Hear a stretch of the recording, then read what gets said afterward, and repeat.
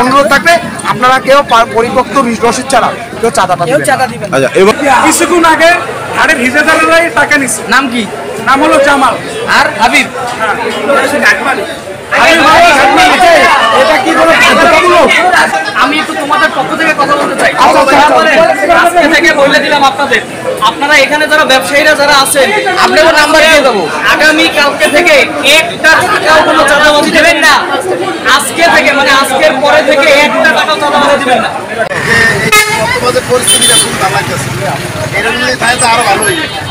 ও অনেকে তো এদের নামে অনেক কথা বলতেছে।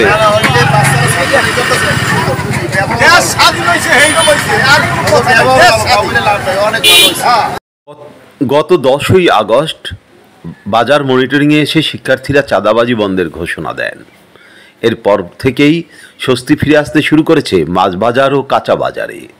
কমেছে অনেক নিত্য পণ্যের দামও। তবে মুদি পণ্য বা চাল বাজার, চিনি, পেঁয়াজ, আলুর দাম এখনও কমেনি বলে অভিযোগ অনেকেরই। কি পেঁয়াজ কিনছেন 110 টাকায়?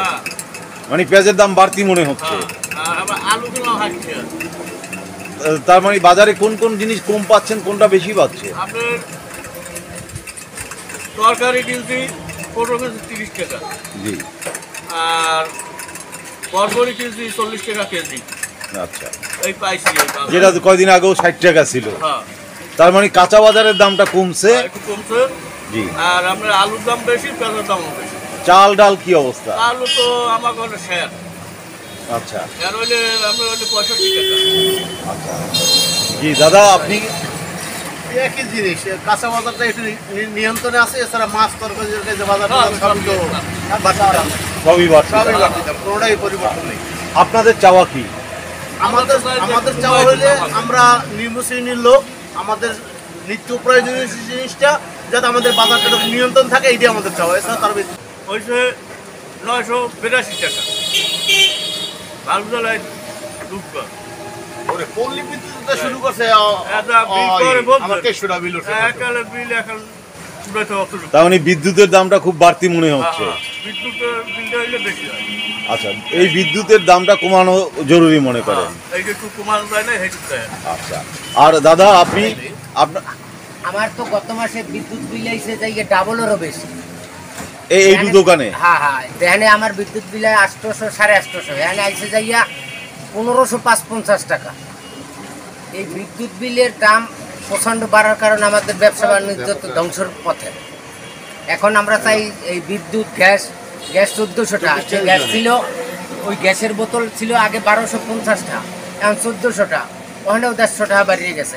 এখন এই তেল আর ওই গ্যাসের দামটা কমলে এবং ওই আমার নিত্য প্রয়োজনীয় দাম কমলে আমরা গরিব মানুষ খাইলে কোনো রমের বাঁচিয়ে থাকতে পারি। মেহেরপুর।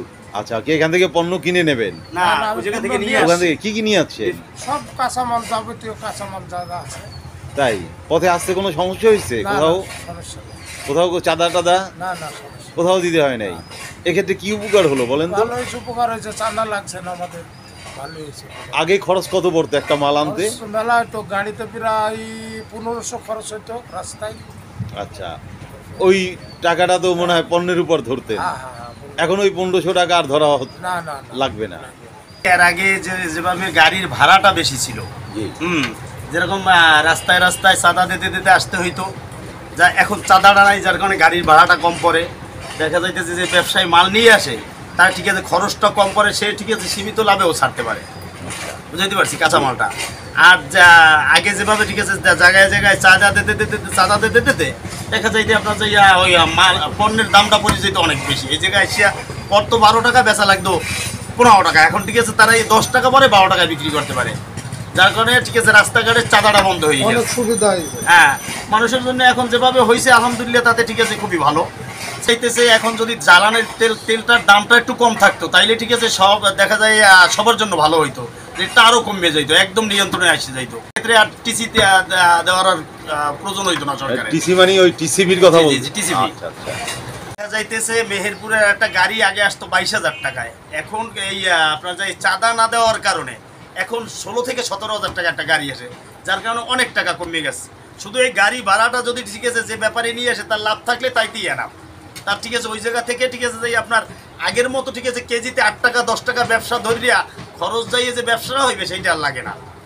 সড়কে ও জলপথে চাঁদাবাজি বন্ধ হয়ে যাওয়ার কারণে স্বস্তি ফিরেছে কাঁচা বাজার, মাছ বাজারগুলো। সাধারণ মানুষ মনে করেন গ্যাস, বিদ্যুৎ ও জ্বালানি তেলের দাম কমলে অন্যান্য পণ্যের দামও কমবে। তাই অতি দ্রুত ব্যবসায়ী সিন্ডিকেট বন্ধ করে তেল, চিনি, পেঁয়াজ ও চালের দাম নিয়ন্ত্রণে আনার দাবি।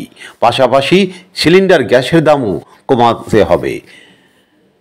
আরিফ আহমেদ, বরিশাল।